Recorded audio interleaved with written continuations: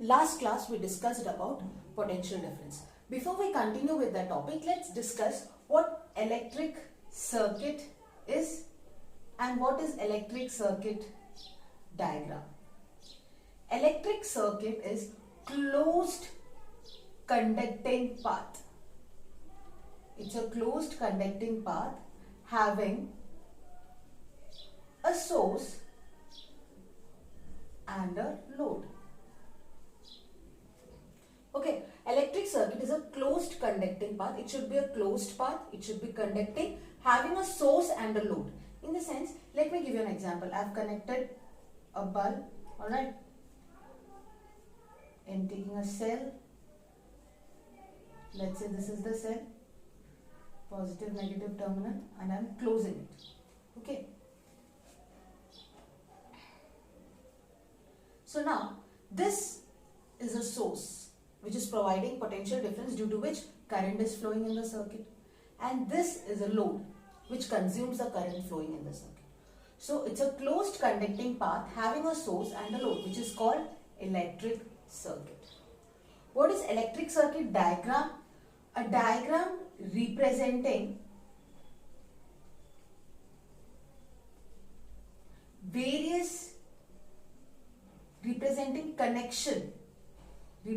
connection between various components in the circuit using their symbols.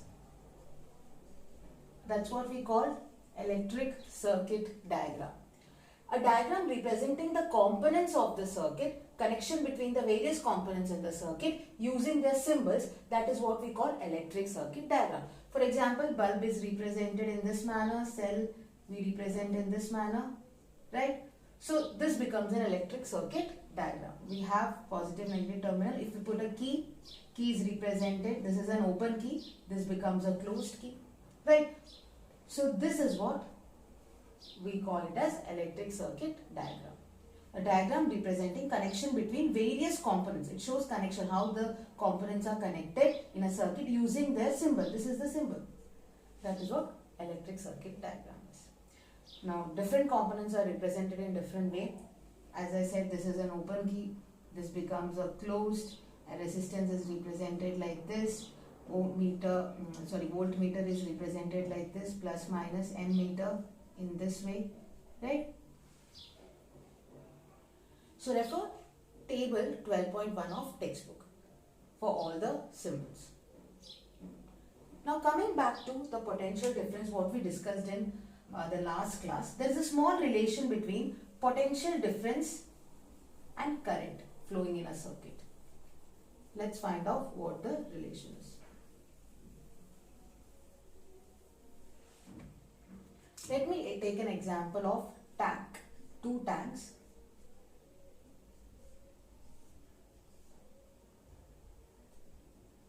Two tanks A, B. Okay.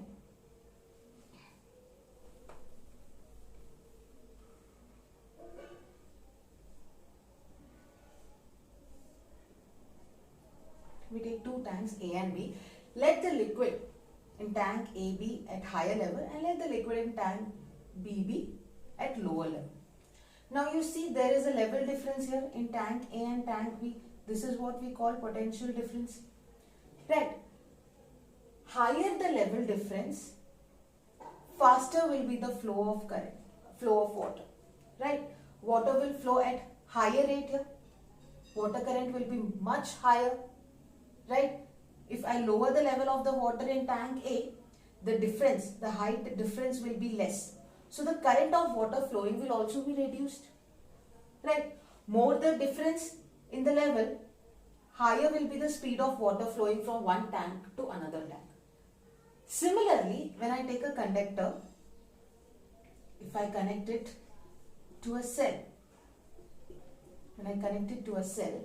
higher the potential given by the cell, faster, higher will be the rate of flow of electrons. So rate of flow of charge is higher in the sense current value also increases. When V value increases, when the potential given by the cell increases, current flowing in the circuit also increases. So from this we can say V is directly proportional to I. Higher the potential, higher will be the rate of flow of current. Lower the potential, lower will be the rate of flow of current. So when V is 0, I becomes 0. When V increases, I increases. When V reduces, I reduces. So this relation between V and I, this relation, V is proportional to I, this relation is called Ohm's law, named after scientist George Simon Ohms. He is the one who gave this relation between potential difference and current. So if I want to state Ohm's law, I can say under physical constant conditions, the potential difference applied across the ends of the conductor, that is V, is directly proportional to the current flowing in the circuit. Under constant physical condition could be like the temperature being constant.